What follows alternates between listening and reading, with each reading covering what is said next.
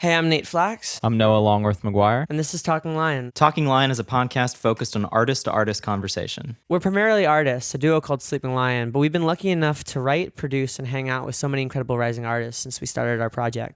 Whether it's at sessions or parties or over cups of coffee, we've talked with our creative friends about everything. Music, life, love, and all the subtle complexities that come with being in the middle of a journey. Talking Lion is about hitting record on these conversations and sharing them with you. There's no real structure, nothing really prepared, just friends talking about life and what it's been like and where it's going. We now have a Patreon for fans of our show to help keep this going. Subscribers will become a part of the show in various ways, from providing questions to our guests, to getting a shout out on the show, to actually being on the show to chat with us. We'll even send you a mug. So check out our Patreon at patreon.com/talkinglion. We recorded this episode with our good friend Sophia Gripari. We first met Sophia in Boston when she asked us to open for her. We were classmates at Berklee, but we only really connected after we all moved out to LA. Some context for this interview. We recorded this remotely, though we'd recently written together for the first time since the start of quarantine. Sophia was about to release her single Lie to Me, which is out now. Likewise, we had all recently written a song together called Lonely in LA, which is coming out on September 3rd. One of our favorite songwriters and collaborators, Sophia's pop sensibility is unmatched, as is her unwavering drive to cultivate a strong music community. So, without further ado, I'm Sophia Gripari, and this is Talking Lion.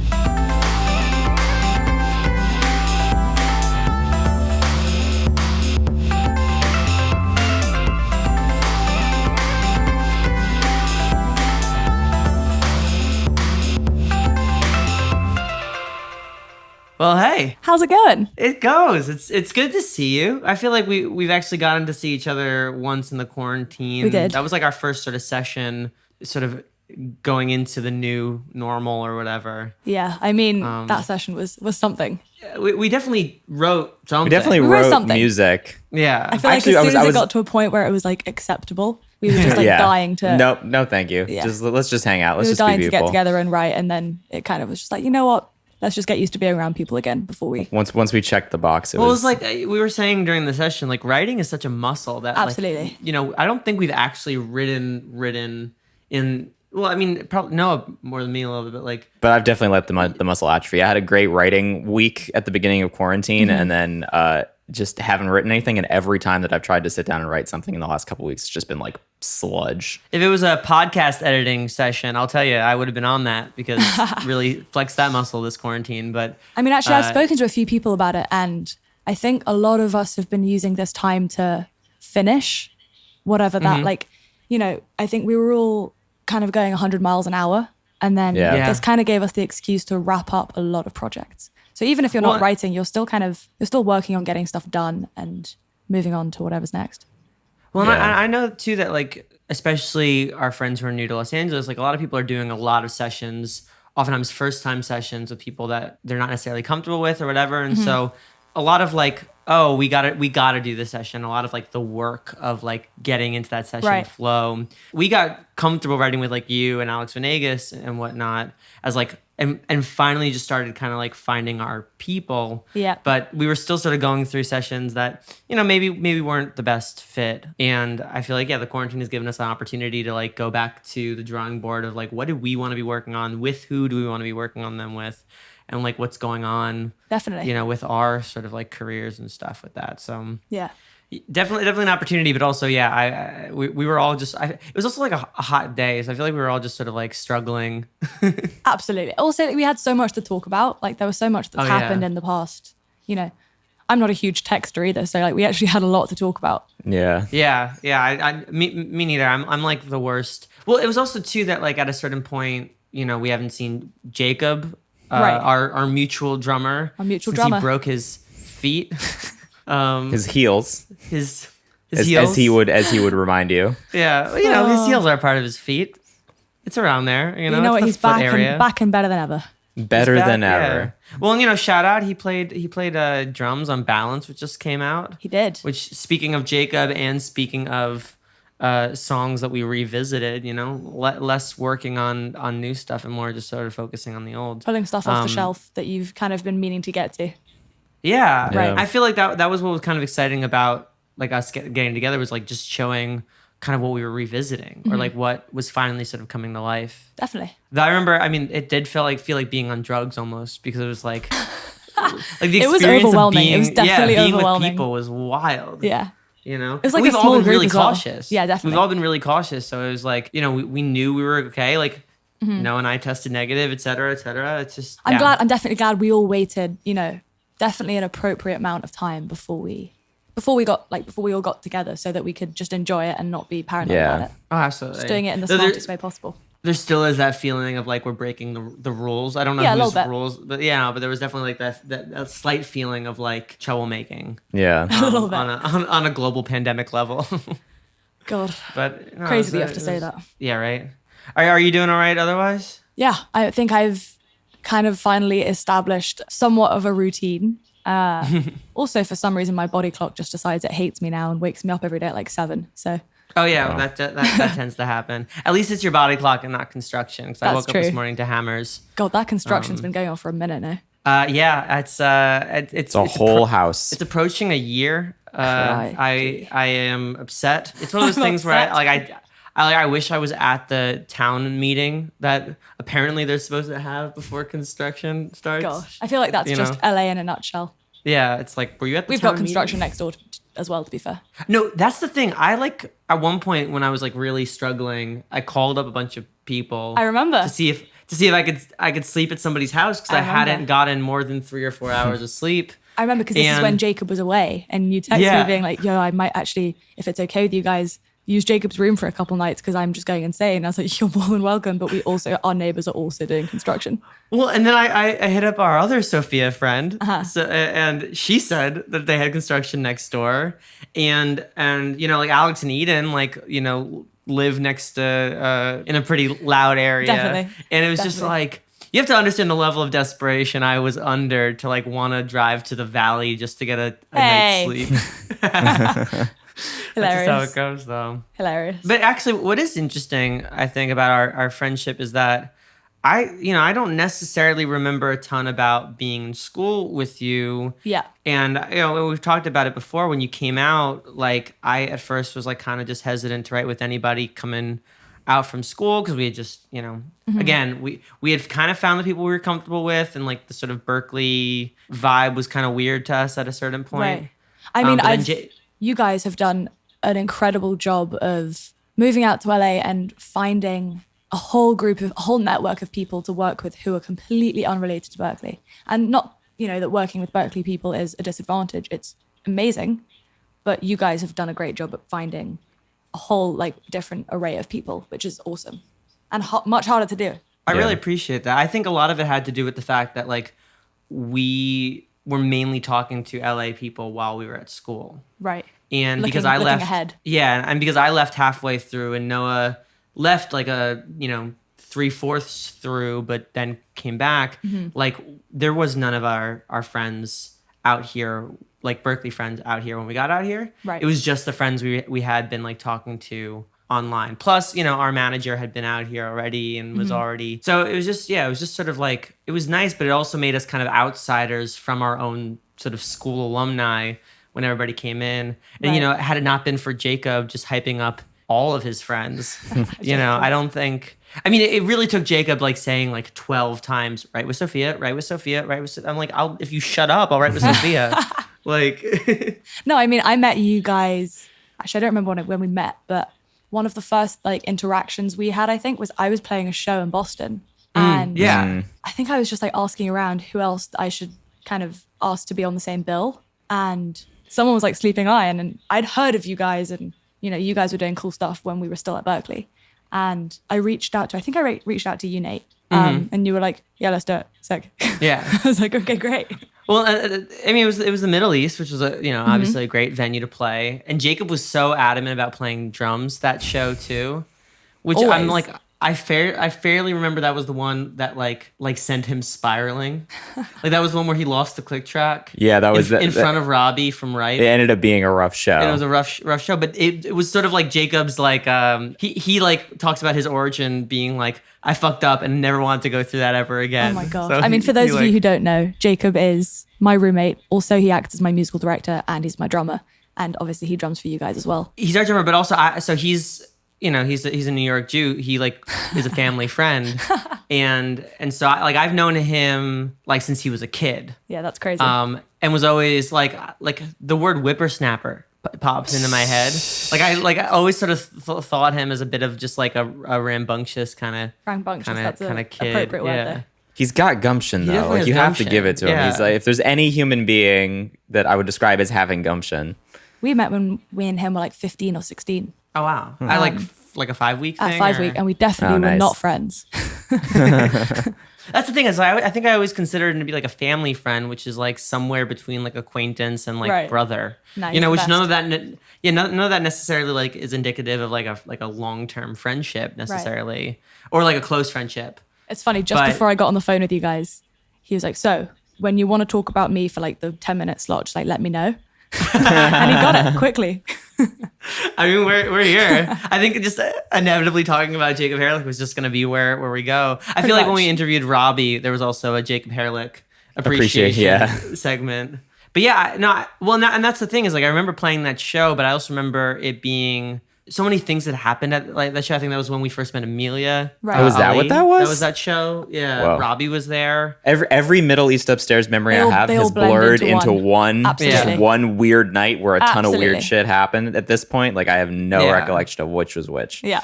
But that was the thing is like, you know, I feel like nothing really consciously processed around that time. I also feel like in the 3 or 4 years that you're at Berklee, you go to like 10,000 Middle East shows.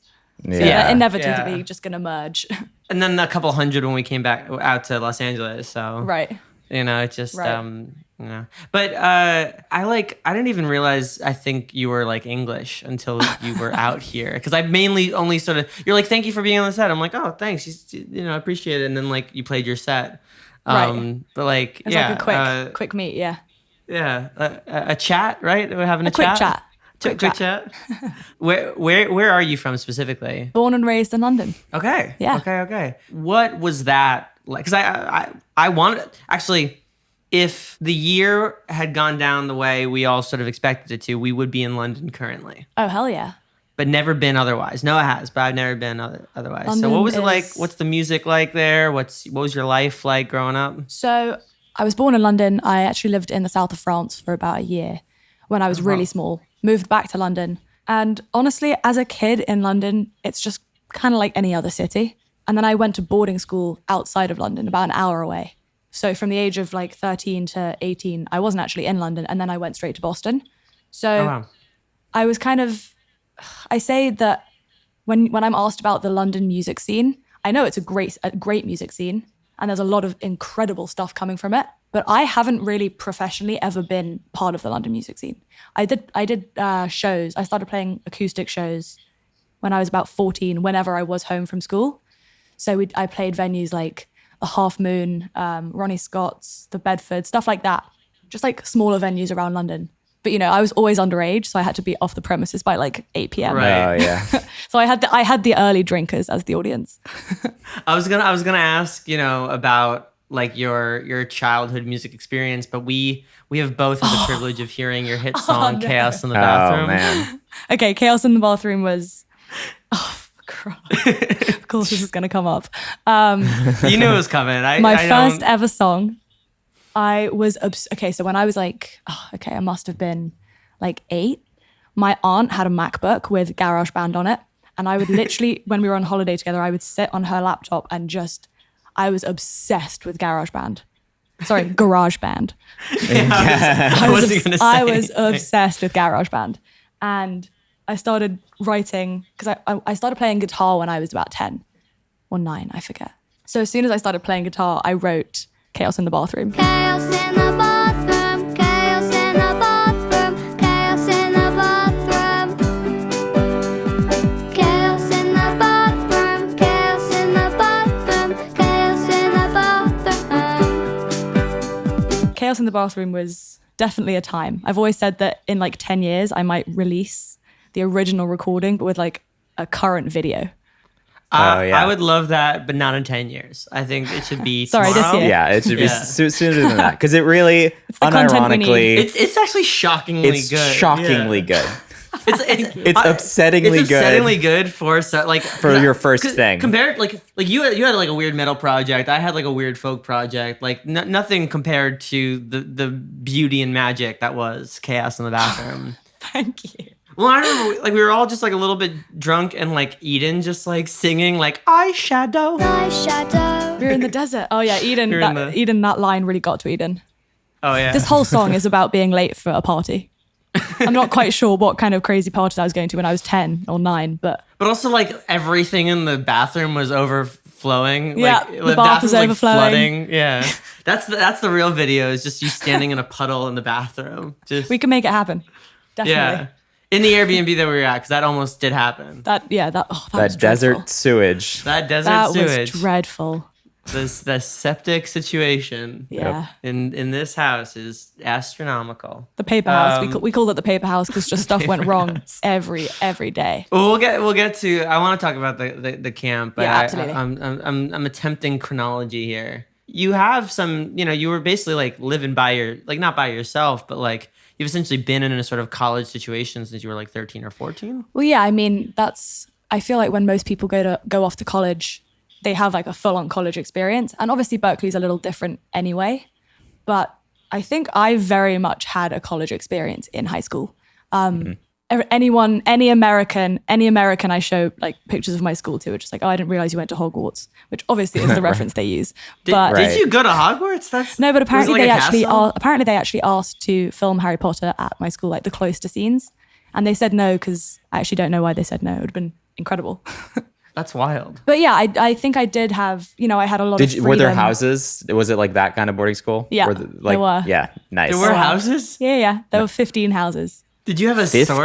15? Yeah, because you Whoa. live in your house, Oh, yeah. in your boarding house. Whoa. But yeah, Was there a I sorting had. hat? There was funnily enough no sorting hat. I think it's just like an online random generator maybe. What was the name of your house? My house was called Walpole. And were you great witches and wizards? Oh God, get out of it. But no, I think I've always said that I always felt like I had a lot of freedom, obviously within the school rules, but it was in a city. I say quote unquote city because it was really, really small. But, you had the town to go to. Great part when I got a little older was that it had a crazy pub to square foot ratio or square mile ratio. There were pubs everywhere. That's a classic metric. And then obviously system. I come to the States and I can't drink. So that was rough. All right. The whiplash. Yep. I you remember. had I that remember too, so no? distinctly, getting to Berklee. Fink was playing a show at the Middle East, and I was so excited because I'd been listening to his record the summer before getting to Berklee, and I couldn't go because I was 17, and I was like, "You're not gonna let me see music because you're afraid I'm gonna drink." Like, bitch, I've been doing vodka shots since I was 14. Exactly. Like, literally, what is wrong with you, America? Like, you. It's bizarre. It's bizarre. I mean, my high school had essentially a bar that if you were over 17, you could go to like twice a week, I think, and have a couple drinks. Just between periods. No, it was like at night, Just a cheeky pint. lunchtime. But no, but it was bizarre to have that and then go to a full-on, college where it's bizarre. Well, so you did 5 weeks. I did and 5 then weeks in 2015. And then you came through to Berklee. Yeah. Now, when you got here, were you like, oh, I'm going to be a pop songwriter, artist, person, or yeah. Because I feel like when I went to Berklee, there was a lot of like self-discovery stuff. I was like mainly going to do the film thing. I think I always knew that is the route that I wanted to go down. It was just figuring out stylistically what musical path I was going to take. Like I made a lot of really crap music. That's what we all do. As Like we all I'd do. put it out and then think, this is the best thing I've ever created. And I guess this is never going to stop happening. But you keep thinking the next thing you're going to put out is your best. And then a year later, you're like, oh my God, what the fuck was I thinking? I had a piano teacher who was like, what improvement means, like how you've improved, is being able to look back on the stuff you made 6 months ago or a year ago and said, that was shit. And Well, not even that was shit, but just like, oh, I would change that. Yeah. Or I could have done that a little differently or stuff like that, for sure. which I think is all well and good. Like it's important to sort of be able to do that and improve. Yeah. I just wish that I had learned the other component, which is pop music usually takes 9 months to get right. It's insane. Or like for the song to come out, and then all of it, you have to just like stomach the fact that it's like old by the time it comes out. Yeah, You also have to Yeah. stomach the fact that it's never going to feel done. yeah, Oh, yeah. for sure. Yeah, that was a rough one to learn. Yeah. No, we've been, and this has been like a journey unto itself. But we've been trying to find like enjoyment insurance, like Okay. little ways that we can sort of like, oh, so we're not mixing it anymore. Okay, we're not mastering it anymore. Right. Like, oh, we're gonna have this person like handle this thing. So at least like there's enough of a holistic approach so that we're not like blaming ourselves for everything we fucking hate about it. Right. I know you want to talk about this later on, but that was the beauty of the camp that we did. Yeah. You had like you had a day each, basically, Yeah. for each song. And we knew it didn't have to sound anywhere near to finished, but we wanted to make full songs in that one day. Songwriting is essentially the process of letting go. And I think that like one of the things that you get from, I know we were talking about how much we enjoyed having a break from it, but one of the things you get from like doing sessions every day and every day and every day is that you just stop treating sessions like they're sacred or songs like they're sacred. Definitely. I think that if we had a session like we did, when we broke quarantine, like at the start of our collective sessioning career, it probably would have emotionally weighed on us Yeah. more than just like, oh yeah, we're not feeling it today. Like Yeah. that just happens, Absolutely. And Also, we we've all written were writing out this one idea for a while that day. Yeah. And then we all just kind of like, are we all in agreement that this sucks? Can we move on? Yeah, let's move on. Yeah, and I And feel like scrap it. that's a skill you get from doing a lot of sessions. Like I think Right. that's a thing that you develop over time, like the balls to be like, yeah, this isn't it. Like let's start something new. Like I think that takes a while before you are Yes. comfortable with that. Well, as and a being writer. comfortable with a person. Yes, I think we've definitely. written enough For songs sure. and enough good songs together to say we've written better than this. Let's challenge ourselves to just like abandon it and whatnot too. Yeah. I feel like you can't necessarily get that in a first session, which is I think what makes first session somewhat exhausting. Is that you really have to Draining. feel the water out of like. You also got, know. there's an element of having to prove yourself to whoever you're, working with for the first time. Yeah. Oh yeah. And- no, I'll but- tell you but you that, all know that that goes you're all that goes feeling it. away after. You're- Yeah, that goes. But I mean, if you're in a new session, like new Yeah. people and none of you have worked together, you all know it's like unspoken, but you're all thinking, oh my God, I've got to like contribute equally or more. I've got to, Right. When, I've been in trying to fact, be you're like fine. very like zen about stuff. Like I've been trying to be, more sort of Bob Ross about things where it's like, all right, here's my painting, let's make these big decisions and let them go. Right. Like I'm not going to try, like if somebody's coming in to work with us or like do a session, they either don't know anything about us or they know enough about us. I feel like I am at my worst when I'm trying to prove myself because that's when I'm trying to be like clever or like Right. try to do stuff that doesn't feel sort of like genuine or authentic to me. I feel the best in a session when I can just sort of like shut off and trust the sort of process of it. Yeah, definitely. Um, I mean, that session yeah, we did at your so- house, we had it in the books for a while. And Yeah. I remember, Noah, you were at a lunch and I arrived like an hour or two before you got home. And Nate, you were like, let's just start. And that was that was weirdly one of the first times in a long time that I'd just sat behind a piano and together just like written the majority of that song. I mean, we got, we went back in and we changed bits, but we got like, but we got a lot of it. Yeah. Yeah, And I I remember realized how coming little I back do and that being now. like, "Oh, y'all have a chorus." Like you'd written the chorus, Yeah. and Yeah. it was just like figuring out the verses But and pre-choruses. it was because we had already, like sometimes you have like that pre-session to like get to know somebody Yeah. and sort of like work things out with somebody. But like, we had just hung out as it went. Like we were writing around the time when we were like going out with a group of friends, like Going dancing on Wednesdays. Yeah, right. Pretty much going dancing. Yeah, going dancing on Wednesdays. Like whenever, whenever we had a free day. So Yeah. it was less like, oh, so what's new and like what's happening, and more like, yeah, like what's going on in my life and what's going on in your life. Let's just like sit down at the piano. Like yeah, definitely. That was a great day. Yeah, that was awesome. I had a migraine, And but it was still a great day. I think we threw a party that evening. You too. did. Remember parties. You did. Yeah. Oh yeah, because I remember being upstairs finishing the track for "Lonely in L.A." while the party was starting And downstairs. a couple of people would like come up in. yeah, I'd be like, Yeah, "What yeah. do you do? What What are is you this working song?" on? You guys yeah. good? We were like, yep. And we were all Nearly just done. like jumping and dancing around. I was drunk, so I was just, well, because as the session bled into the party, I was entertaining. gotta prepare. folks. I was Exactly. there. Oh, it was a great day. What would you say? Not necessarily in class, but like in your sort of experience at Berklee, like what would you say are some like important, not to make this pun, but lessons you learned while you were there? Oh, a lot. The biggest thing I learned from Berklee was that, I mean, everyone kind of knows this, but I think the whole point of Berklee is the people that it introduces you to that you will work with at one time or another. So, Yeah. I mean, most of my closest friends here in LA and, you know, closest collaborators, I had maybe met at Berklee, but maybe never even heard of. And I think we were all pretty much in the same boat. We knew that we wanted to move to LA. We'd heard of, you know, people that we were acquainted with who were also moving to LA. And once we all got here, we kind of formed this circle. But I think knowing that it's okay to create stuff in a bunch of different genres or, you know, work with a bunch of different people in different genres at Berklee is so okay. Like, it's so okay to figure it out and not rush, because it's difficult to not to compare what you're doing to, you know, the success of someone else. Like you guys, for instance, were a few years ahead of me at school, and you guys were putting out awesome music while you were still at Berklee. Music that I really liked as well. You guys were doing really well at the time that I was still kind of figuring out what the fuck I was doing.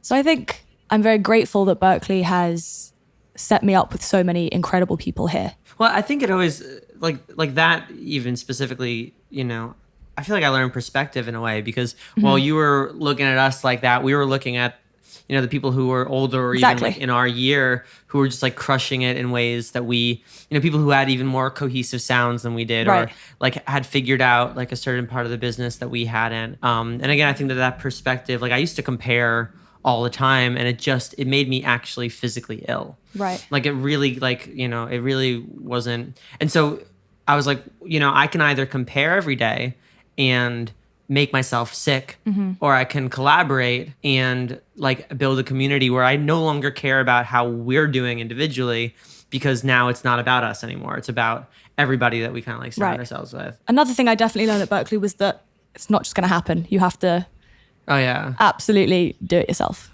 I feel too, like in a lot of ways, like there was a weird kind of clout chasing at Berklee that I don't know if that's still kind of like survived into your year. But I know that whenever anybody did well, a lot of people pounced on that. Absolutely. And I think, I mean, for the first 2 years, I was at Berklee for 3 years. The first 2 years, I'd show up for my classes sometimes. But pretty much, so I played lacrosse with Emerson College. Oh, wow. And for the first 2 years I was there.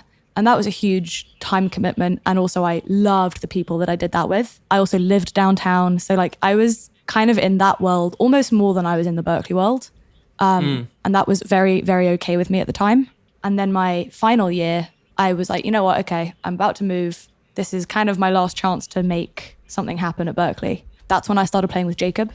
That's when I started doing more writing sessions rather than me just kind of working alone. That's when I got into the kind of more pop electronic stuff rather than the whole like live band arrangement kind of music.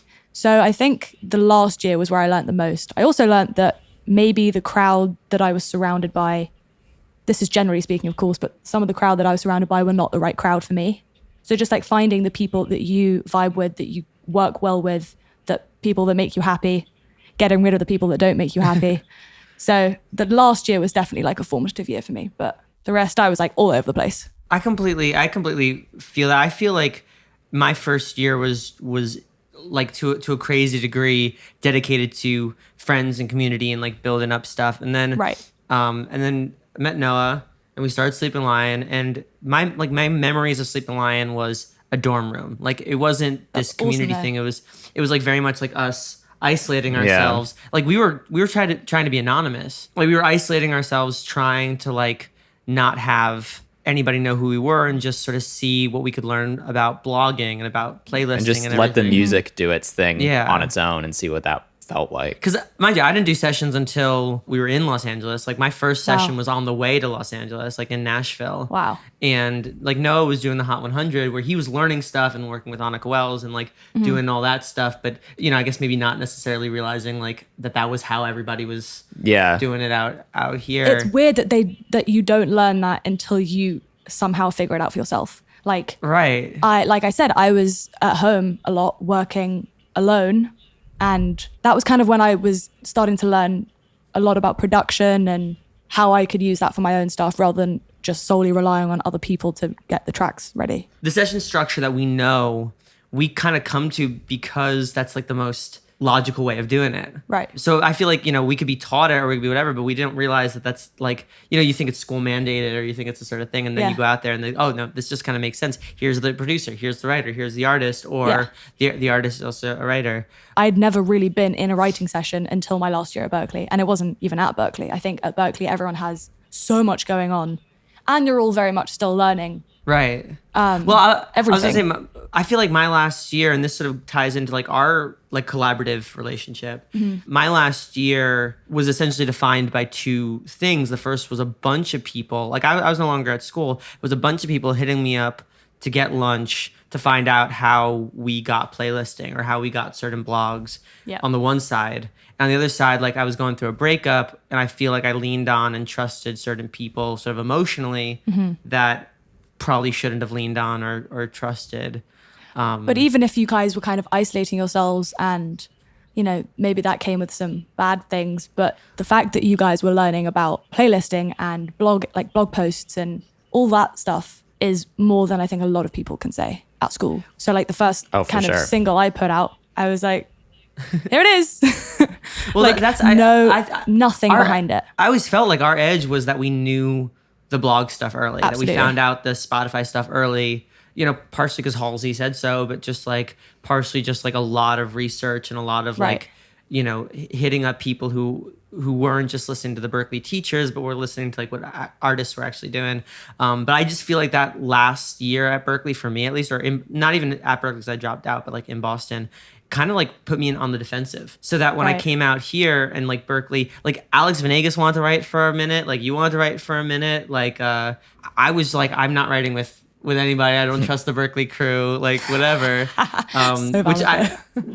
Which again led me in the wrong way, because now my favorite people to write with are Some of the you and Burrell and Venegas and all them. No, but that's broadly why, though, I was like, well, a lot of the time your professors are kind of telling you one thing, but some of those professors are really not in the, current pop writing world. Oh, yeah. So occasionally Berklee like gives you those Easter eggs of like, so I had a professor in my last year, fucking incredible. He's a producer, he's a writer, he's really doing it now though. Like he works with some really, really cool artists, and he commuted like once a week from New York. And you can tell that this is someone teaching you who you can trust because they're doing it and they're doing it well currently.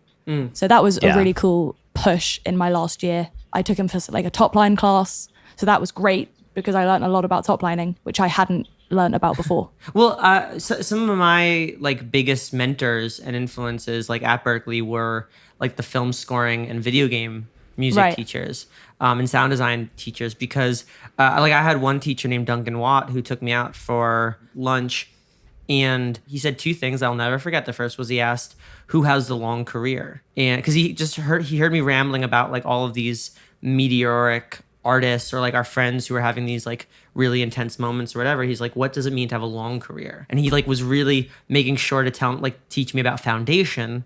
But the other thing is that at one point, I think I just gotten back from the bathroom or something, but he's just like, Nate, I just want to tell you, like, I love what you're doing with Sleeping Lion. Like, you guys have such a great sound and such a great aesthetic. And like your collaborative energy is really, really powerful. And your songs are just like so good. You've really like created this very distinctive sound. And I'm like, this is my favorite professor, just like telling me means a like lot. The nicest. I'm like, thank you so much. And he goes, see, anybody can tell you anything. I have never listened to your music. I just looked you up while you were in the bathroom. But you will now take a deal from me. You will now collaborate with me. You will now do anything. I saw it. I just saw that. And he's like, I promise you I'll listen. And I'm sure I will feel the way that I just expressed. Wow. But you got to watch out for whatever I just did. Fuck. Yeah. Like, I'm like, are you so fucking good. kidding me? That's like a supervillain move. Or like, holy shit. That's like a sensei move. Yeah. It's stuck with me. I bet you felt like an absolute idiot. Oh my God. But like, it stuck with me. Just to give you an idea of like why I was on the defensive like for so long. I mean, that's the thing. In music, there are so many false promises. There's so much kind of schmoozing, and you definitely need to be able to spot it when it happens. Oh, absolutely. What were you saying, Noah? No, I was going to say, going back to the Berklee thing, like, I think a lot of our edge came from the fact that we were looking outside the bubble. Oh, yeah. You know, like a lot of, like you're saying with Halsey and the blogs, like the thing that in any way set us apart was taking the energy to get outside of what people at Berklee were doing and look to what was actually happening in the industry. And a lot of my favorite professors spoke to that as well. Like a lot of my favorite professors were the people who were like, don't pay. Like I asked for advice from Sean Slade at the very end of my Berklee career. And I was like, what do you think I should do? He's like, get the fuck out of here. Like that was his last piece of advice to me. He's just like, you are miles ahead of what's going on. Just like do the damn thing already. I think that's also, it's huge to be able to, to be aware of the fact that just because you're still at Berklee and still in school, you should know that it's still okay for you to be in the industry properly. Yeah. Like it's not necessarily too early to start doing it, but I think a lot of people if anything, that's the most successful people who come out of Berklee are the people who tap into that wavelength and they're like, I'm doing school as a foundation, but I'm still doing it properly. There's no reason to not start doing it properly. Because you learned from like what you focus on. Like, could you I think the most important discipline somebody can have is deciding what they and who they choose to focus on. Right. Like if I'm looking at like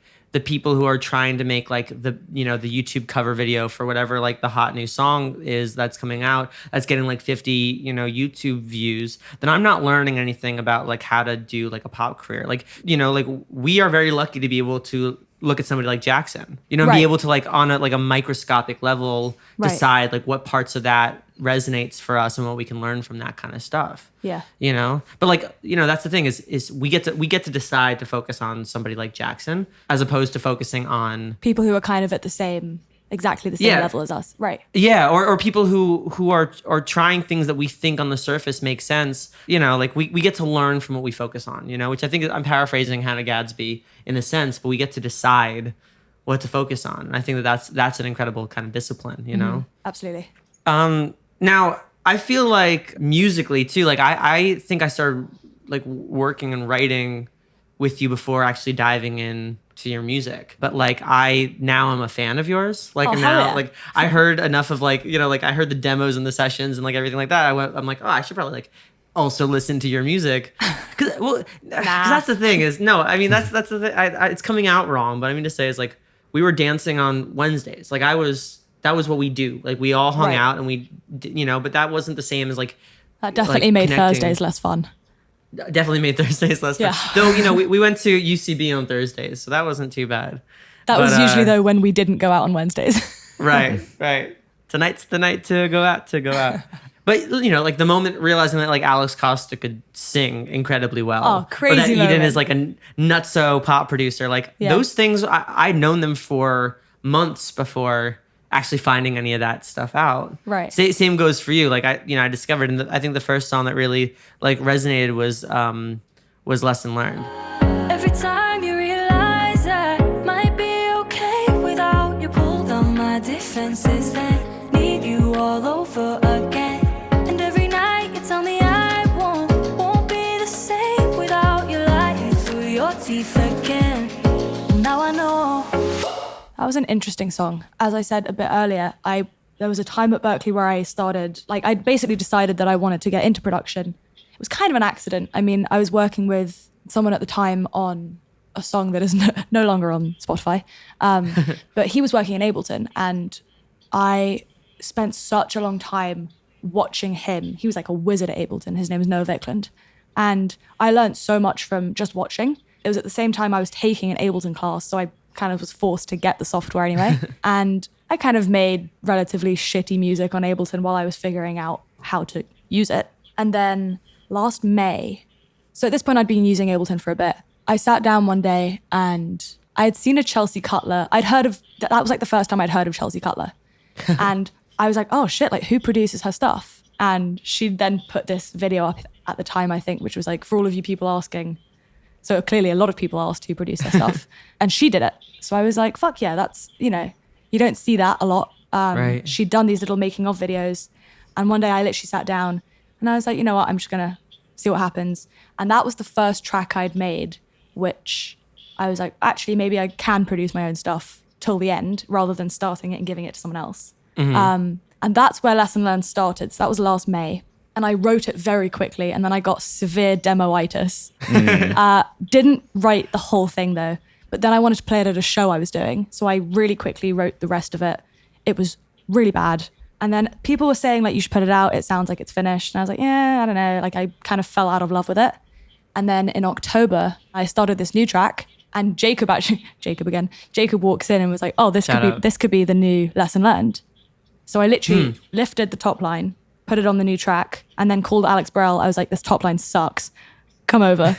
We redid the top line. It was a whole different track. It was like a different BPM, different key, everything. And then I realized how awful the first demo was. It's like a circle. Well, that's the thing. Like round I and feel like round. songs always just like sort of eat and cannibalize themselves until they come to be. But I was really, really excited when I produced the version that is now on Spotify because it was kind of a moment of maybe now I get to call myself a producer. I don't really know what it was. You're but phenomenal. I mean, when we did the camp together, you're a phenomenal producer. Like, Thank you very much. At this point, I think, there were 2 songs or 2.5 songs that we've done together where you've specifically produced it. Like you Right. were the producer in the room. Right. And they're awesome. Thank you. The thing I'm really curious about is you mainly collaborate with Alex Burrell. How did you and Alex meet? I actually met Alex my first day of Berklee. We were in the same Really? peer advising group. Peer advising group, yeah. We both lived in the same dorm building. So like we knew of each other. It was kind of thing like we'd say hi. We worked on like some mix on, in our first or second semester. But then we took Swag's class together my final year. And Alex played something that he'd worked on. And I was like, holy shit, this is great. And then from then on, we just started working a lot together, became really, really close friends. And then both happened to move out here. So Alex is definitely one of my favorite people to work with. We kind of just like know each other's strengths, know where to help each other out. And yeah, I've created some of my favorite music with him. It's funny because like he was one of those Berklee people that was like very peripheral. Like I think I met him his first week as well because I was like, consulting or advising whatever Right. Arthur the Pleasure, like this like 80-piece band that he Wow, rap okay. project that he was involved Oh yeah, that with. is how I met him. Yeah. And then like hadn't really thought about him necessarily. And then I'm with Alex and Eden and Lute just played the Fonda and we're, hanging yes. out backstage and he's like, "Hey Nate." And I'm like, "Alex?" I love that though. he was touring with them. Yes. But yeah, it was just one of those nice. And now like we've spent a copious amount of time with Burrell, but Right. like he's awesome. wildly talented. He's but I didn't know awesome. like Alex Burrell, Nick Smith, like there were so many Alex Venegas, like there were so many people who I like didn't realize were just like stupid talented. Like, They're until everywhere. years later, That's Yeah, the trick with Berklee. Like sometimes people sneak up on you. Like there are you can't keep tabs on everyone. So sometimes there are people who you never get to spend time with or never get to make music with, and then you hear them randomly, and you're like, "Holy crap! Definitely. Why did I never work with you?" Like Definitely. There's you're still so time though, good. Yeah, exactly. time.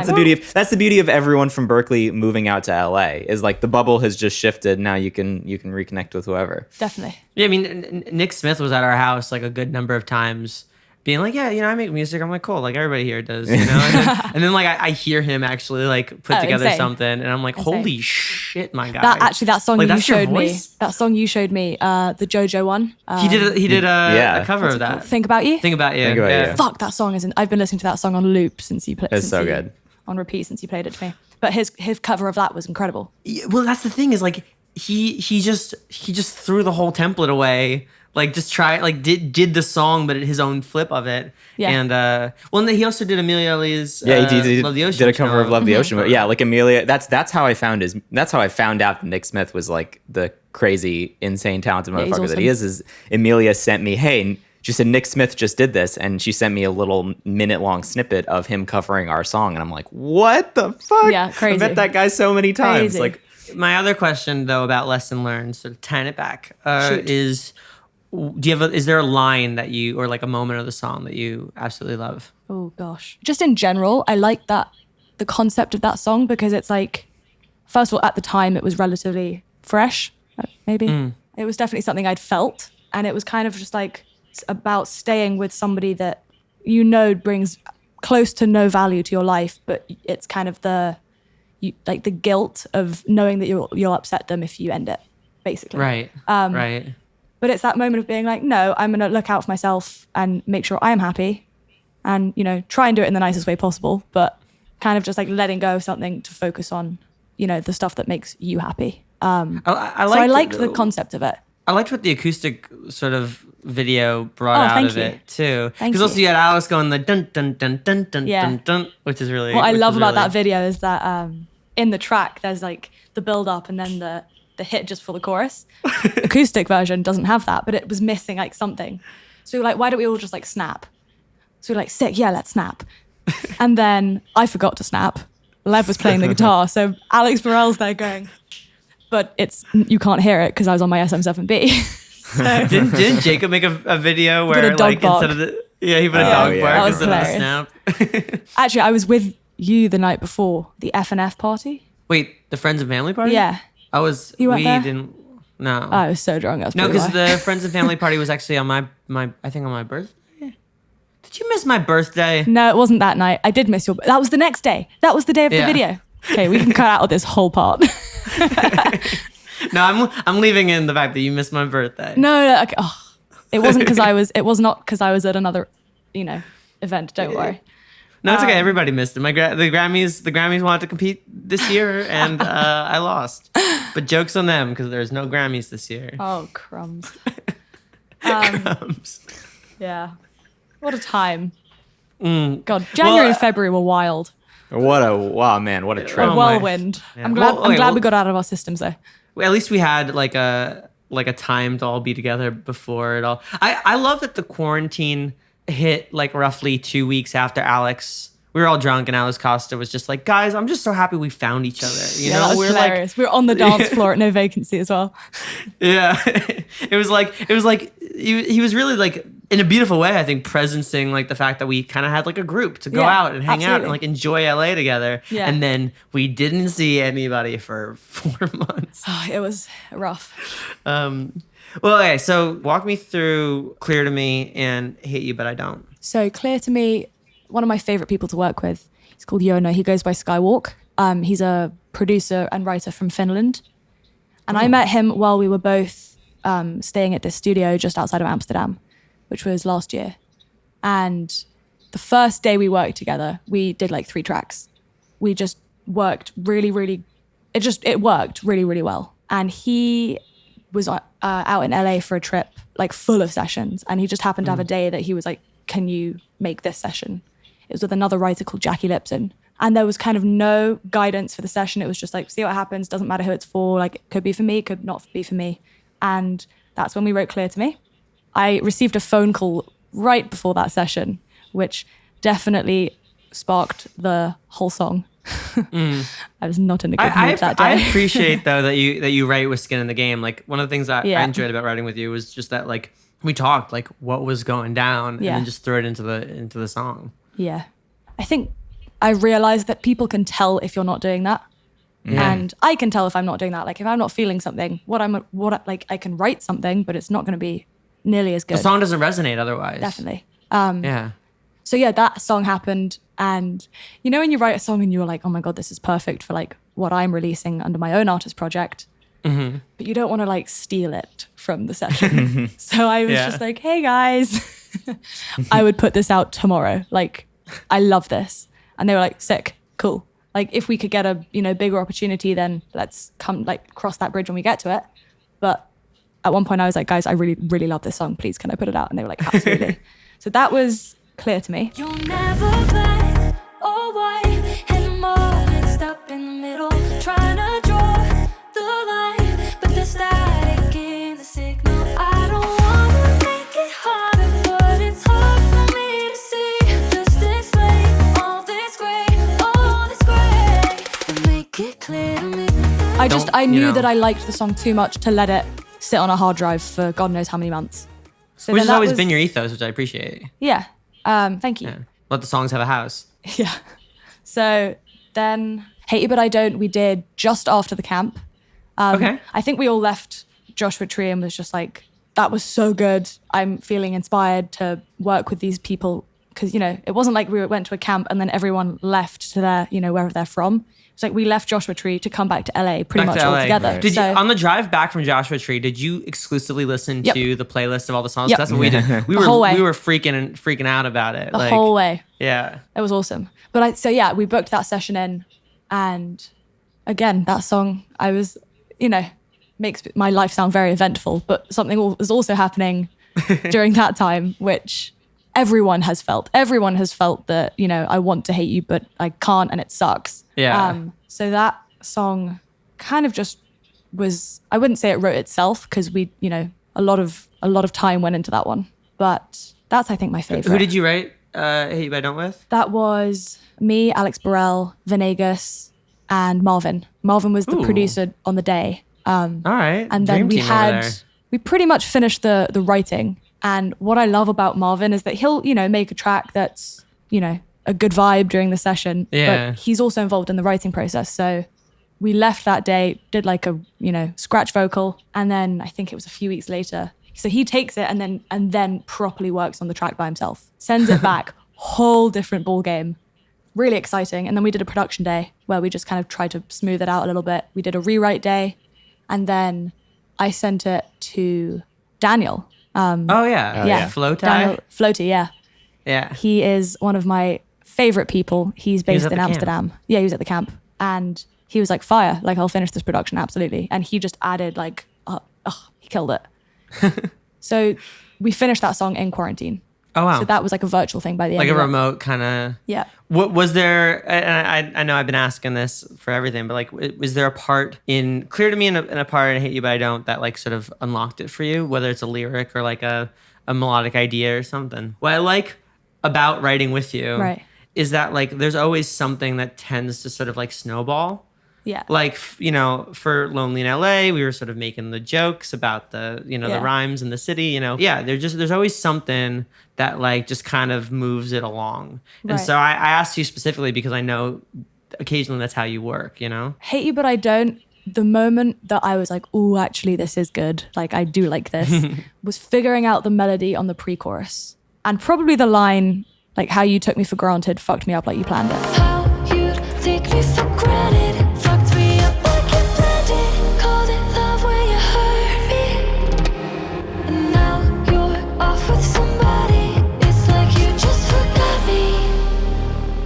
Which in an English accent doesn't work, but also Do you just... run into the trouble of like rhymes that only work in one accent or the other? Well, I just don't sing in an English accent, just to avoid that problem entirely. I think also we were kind of toying around with I forget what it started off as originally, but I want to hate you, but I don't. I hate that I don't know how, you know, that whole chorus. Mm-hmm. But it was us kind of like figuring it out and being like, oh, that's not quite there. And then like finally just going, I want to hate you, but I don't. Easy. Like, how did we not just start with that? It's so simple. I wanna hate you, but I don't. I hate that I don't know how to let you go. Whoa, just when I think it's making sense, you hit me up again, and I can't say no. Whoa, I wanna hate you, but I don't. That's my favorite part too, is when like you circle the drain until it's like, oh, like the way that I would say it makes more sense than everything else. Yeah, you know. I think those are my favorite kind of like seeds to go into a session with, though, as well, is like stuff that isn't too cryptic. Mm. So you can, it's like what you see is what you get with this concept, but you can try and, you know, figure it out in a way that's, you know, maybe slightly more clever, or it depends, but just not having to think too hard about what angle you're going to go in at. Well, conversational lyricism. I mean, that's like, I feel like Julia Michaels and, you know, and like JP Saxon, like the idea of sort of like just having a conversation with somebody and letting that be the lyric that drives it is really huge and really, really powerful. Now, my big question is, what compelled you to gather, 13 people into a house made of paper, essentially, in Joshua Tree? Because I think I had it on my like LA bucket list for like, you know, 5-year plan to like host some sort of camp or something. But it was just always a lot of hubbubaloo. Yes, a lot of hullabaloo. Yeah, you guys did it like well. Thank you. I think so. Back in beginning of 2019, I went to a studio in Amsterdam called Wisseloord, And I basically moved in. They have bedrooms and you can, like a residence wing basically.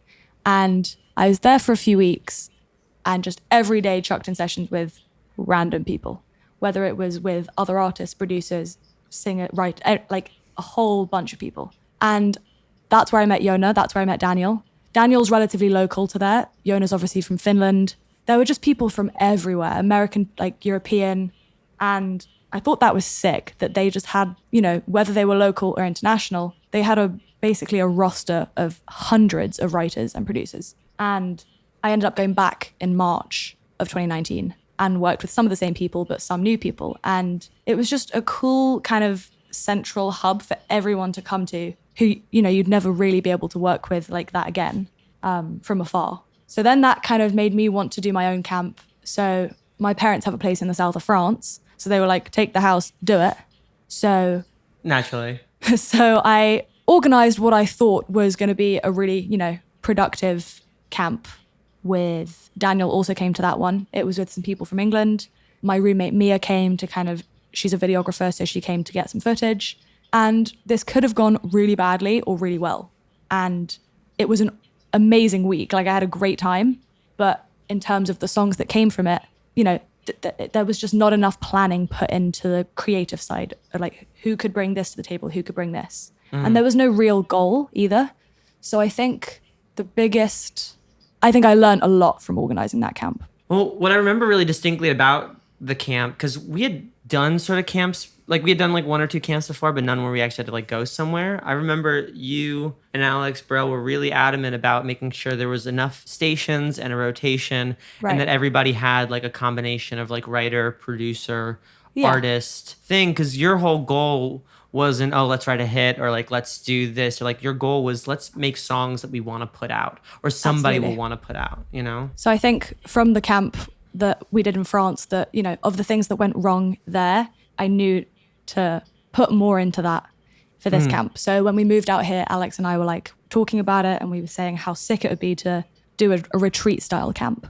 And Joshua Tree is just like magical So anyway. nice, yeah. So that was our number one. And eventually, I think it was around Thanksgiving, he was like, let's do it. And I was like, sick, let's do it. And over the next kind of 2-3 weeks, we had everyone confirmed pretty much. Well, I remember you asked us while we were playing beer pong with Jackson. Yep. Like I was playing beer pong and you come up, you're like, hey Nate, like I know this is sort of like Weird time to ask like this. A weird time to ask this, but like we're doing a camp in Joshua Tree. You want to come? I'm like, I think were you there or did I text you? I think you texted me. No, I was because like- I remember you being like, Noah might be down as well. And me and Yeah. Alex were talking about it and we were like, okay, we currently have quite a few people. So like, is there room? And then we were like, fuck it, we'll make room. Like, of course Yeah, it's I coming. was like, I don't know how to put this, but we are kind of a package deal. Yeah, of course. You know? But no, we literally sat down with like a spreadsheet and we hadn't even worked with everyone, but you know, everyone had worked with enough people who were there. So we knew that, you know, this person plays amazing piano. This person's a sick producer. We basically organized everyone's session for them. So there was no like faffing around when we got there. So we knew that there could be a really, really solid vocalist in every session to do a good demo vocal, a lead producer in every room. So there was a lot of planning that went into that aspect of it. But yeah, like you said, there was no goal to get, you know, incredible cuts from it, or we just wanted everyone to be able to create stuff that they were excited about. And like you said, just wanted like something to happen with those songs. Well, that was like, I think my favorite part was that because it was all these friends that we spent so much time hanging out with, but never doing sessions because of how good friends we were. Right. It was nice to like actually have an excuse, like, okay, now you're going to write. And, you know, one of the first sessions of the camp, I was paired with Alex Venegas and Alex Costa, and we did Out of It, which is one of my favorite songs of the year. Incredible song. Thank you. Like, well, and that was the first time I heard Alex Costa sing too. Like he did Ashes, and you know, like Noah worked with Kaylee and Eden on Fake My Feelings. And that song's coming out? like It is? yeah. Oh, Yeah, fuck it's almost done. I love that song. We did Happier, and I feel like I broke the rules a little bit. I was so restless that I would like wander into other sessions and That's just sick, like though. fix up a lyric. Like I remember, yeah, the first day, the song that we were doing, we were just like burnt out at that point. We were like, how are we going to do this verse? You came in and you were just like, fresh ears. What about this? And like spat out that verse so quickly.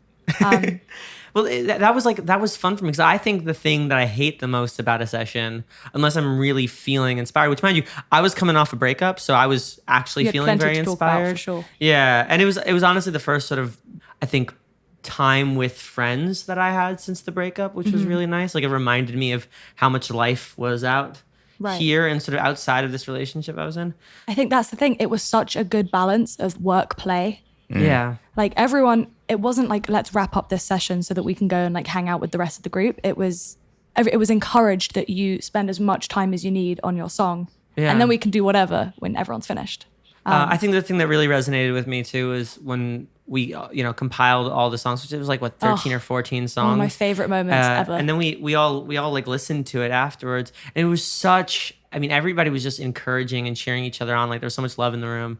Everyone was also, it was really nice to see how surprised, not in a bad way, but just how surprised everyone was that we pulled it off. Like everyone did an insane job. And one of my favorite moments was when we were playing Out of It. And I think like you forgot to put the second chorus in. You forgot to like paste the second chorus in. Yeah. But after hearing it, a few times throughout the few days that we were there, but also just hearing that chorus the day that we played it, the whole room just like erupted singing the second verse when they forgot to put it in. And that was just like, holy shit, like people have heard this song a few times at most. That was like the highlight of my my year. It's like the highlight of my life. It was such a mind cool you, moment. the year was not exactly. This has not necessarily been a great year, but like the highlight was like that moment when we forgot to bounce the chorus, which we were just a little bit embarrassed about. And I was gonna Right. like just sort of like quietly sing it to myself or whatever, just to fill that space, Right. and then everybody in the room It was sang like it. a I was passing gonna, the mic to the audience who was screaming. Yeah. Like it's, I wanted it's to so cry. sick. I was like so moved by wholesome, it. Like that whole it was so evening. wholesome. Also, I loved writing Happier with you. Yeah, that was really fun. Because that like session wasn't scheduled. We just sort of like both wandered in. You're like, I have the song, like what and we were getting excited. We dove in. There was that Imogen Heapy part. Like it was I don't know. The whole thing was just such an interesting. Also, I think everyone came back to LA, and instead of being like drained from, a really intense writing camp, everyone was just so excited and inspired to keep doing it, which is, you can't really ask for much more. Yeah. Well, I think it renewed kind of like, mind you, like I will never sort of waver my hope in like this community, but I think it just sort of like was a reminder that like, we were here, like we were here and we fucking made some cool songs, and like nobody can take that away from us, Definitely. Like it was a moment of just like, yeah, like I feel so extremely lucky to be surrounded by such incredibly talented people. Definitely. And Luckily it went well because Daniel flew all the way from Holland. Yeah, right. Well, speaking of the community, Yes. a song that I've heard the demos and the various like bounces of it, but I think the first time I heard "Lie to Me" was when you performed it live, like during like one of Caitlin's sort of backyard sessions. Oh yeah. And "Lie to Me" is incredible. Thank you so like, much. Thank you. "Lie to Me" is like, yeah, It's like just, good. It's just fucking good. Thank you so much. I am. Tell me about that song. Oh, I'm so excited about Lie to Me. I remember getting up that morning and I had a session booked with Sissy Smith, Lev Friedman, Jake Bennett, and Alex Burrell. And I feel like I have such a love-hate relationship with 5 people sessions. Like it's either Drag it out. It's absolute, yeah, exactly. It's absolute chaos, or you get something sick because you have so many different ideas to bounce off of, and you know that when you all agree on something, that's 5 people agreeing on something. So it's probably Yeah. doing something right. Anyway, so I remember just going to the session being like, oh my God, this is going to be exhausting or still exhausting and great. And I came home that night and my roommate was like, how'd it go? I was like, oh my God, I think I was just a part of one of the best songs that, I've ever It's like it been sounds a part like of. a hit. Like it's straight up so good. Like Thank you. Like Thank every you. part of it is just like, I don't know. I mean, the pre-chorus I think hits home in a really special way. Love is hard, sex is easy. I'm so tired of finding meaning. It's not your fault. My heart's not ready to open up again. Though of course I'll always have Alex Burrell in the back of my head, like making his jokes about it. Yeah, rewriting those lyrics. But yeah, it's. I just- actually said that line as a joke, really. and Sissy was like, hang on. What was it? The love is hard, sex is easy line? Yeah. Yeah, it's just like, why do we have to complicate things that don't have to be complicated. Back to being conversational. Yeah. And actually the post, which is the kind of sing-along part of the song.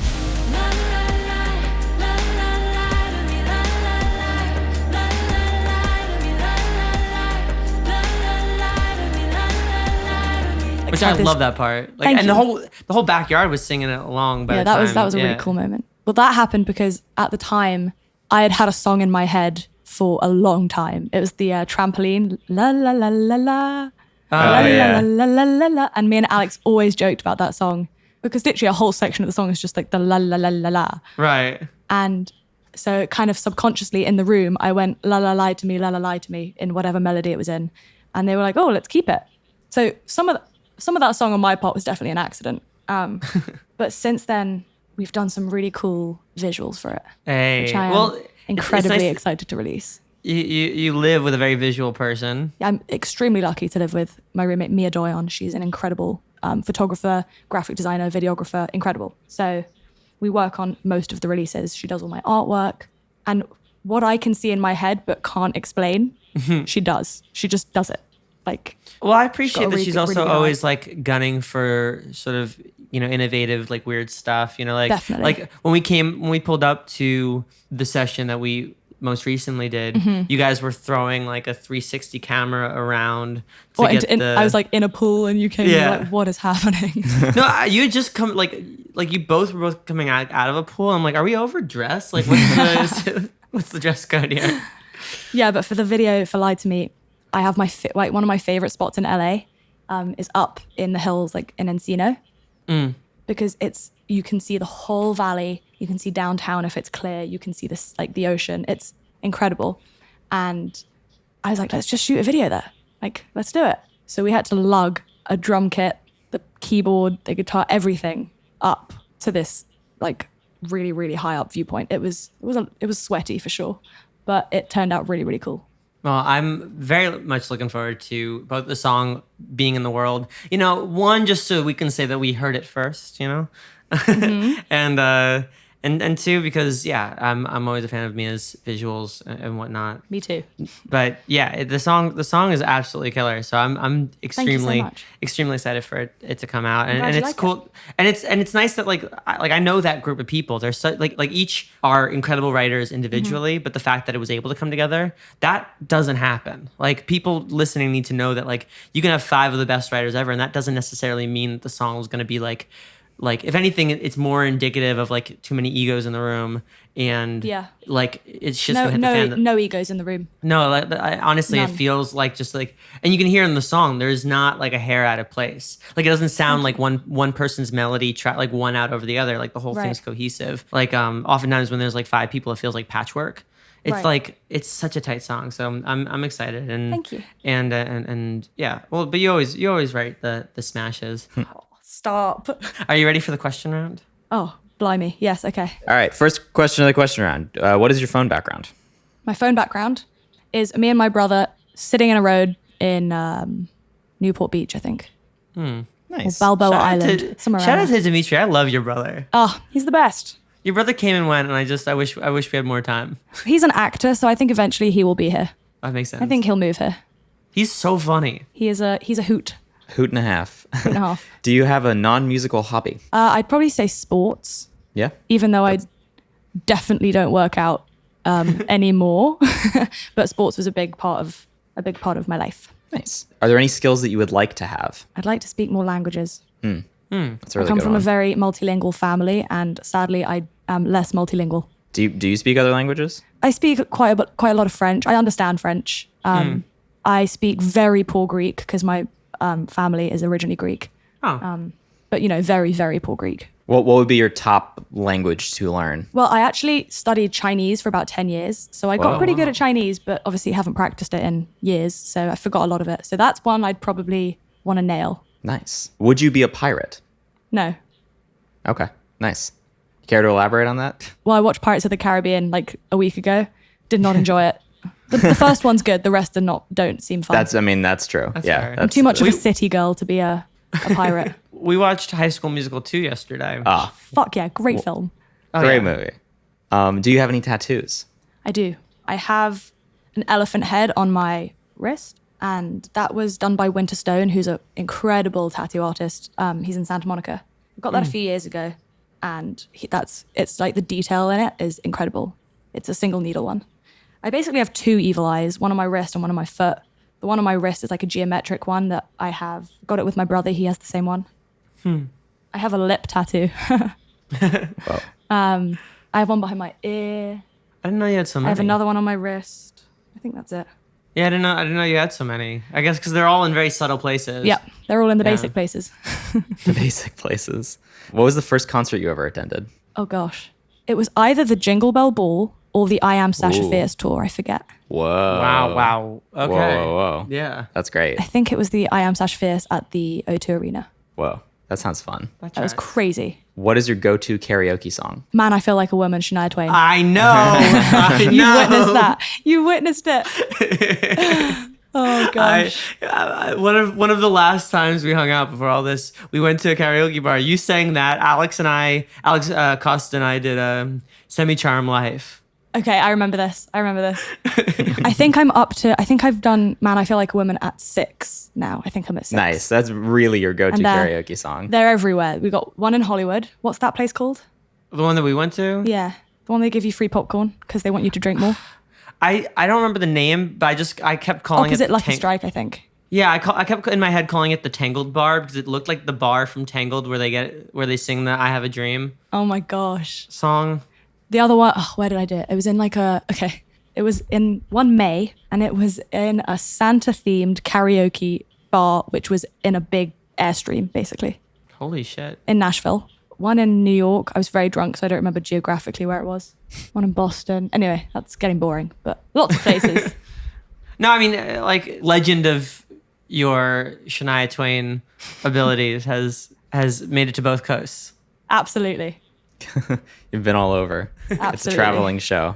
Do you have a scar with a story? Oh, yes. I've got 3 scars on my right leg, all from the same night. I was 6 and I fell 40 feet down a house, Whoa. like down the stairwell. Yeah. What? Yeah. My brother was we were at like a sleepover or something. My parents were actually still at the house though, because it was at my friend's house. And our brothers were trying to scare us. And I went to like lean over the banister to see if they were on the floor below because they had a really wide stairwell. The banister was pretty low down though. And I flipped over and I fell down from the top floor to the ground floor of like a London townhouse. Didn't break a bone though. But you fell 40 feet? Yeah. I fell like Damn. 4 stories. Yeah. That's crazy. Did anything catch your fall? I landed on a metal trash can, Whoa. Wait, I'm just trying to... which is what cut my leg. But Do people survive 40-foot drops? Like, how does probably that... because I passed out, so it was probably because I was like quite like relaxed. I don't know, but yeah. That's wild. Yeah, I guess. And then I had to take some time off school, not that much, like a few weeks, and I got bored of telling everyone the story when they asked, so I wrote a little book, and it's called The Worst Night of My Life. Wow. I would call it Fall from Grace, you know? Fall from Grace. Chaos in the Stairwell. Chaos in the Stairwell. There you go.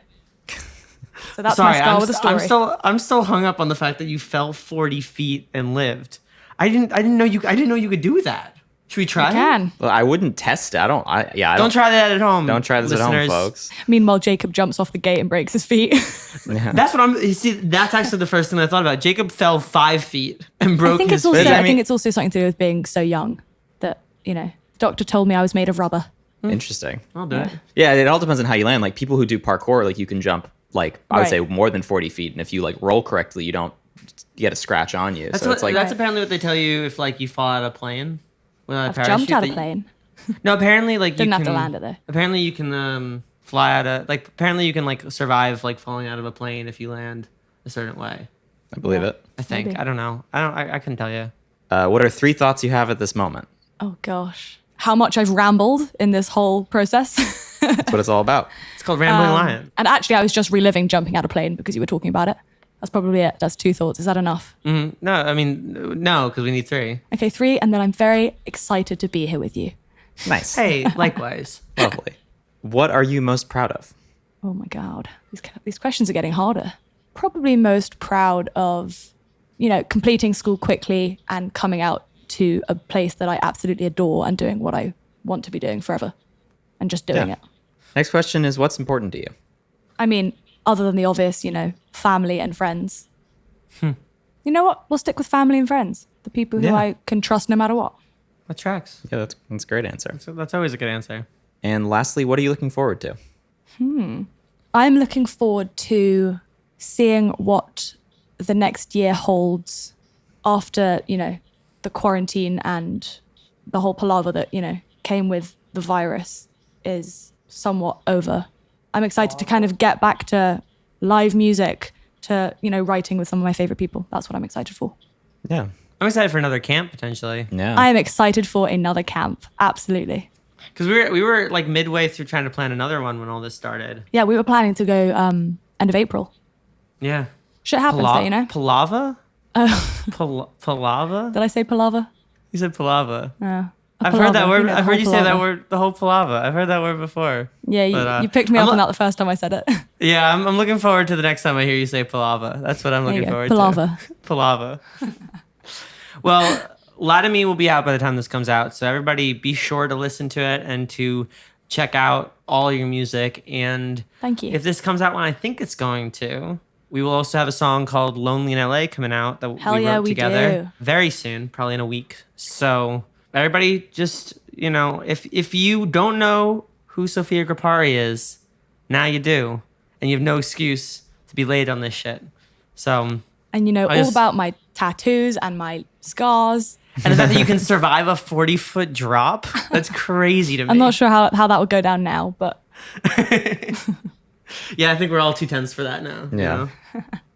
But well, I hope we can write again very soon. And Oh, as me too. always, it's Definitely. great to see you and talk to you. So yeah, thank you we'll- guys we'll so do- much for having me. It's an absolute honor to be here. You've had some incredible people on here.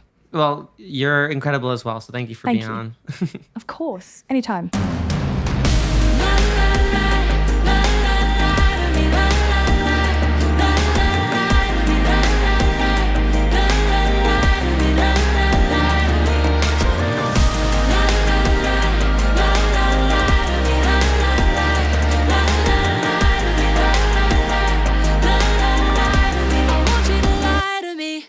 We would like to thank Alan C. for supporting Talking Lion on Patreon and Isotope.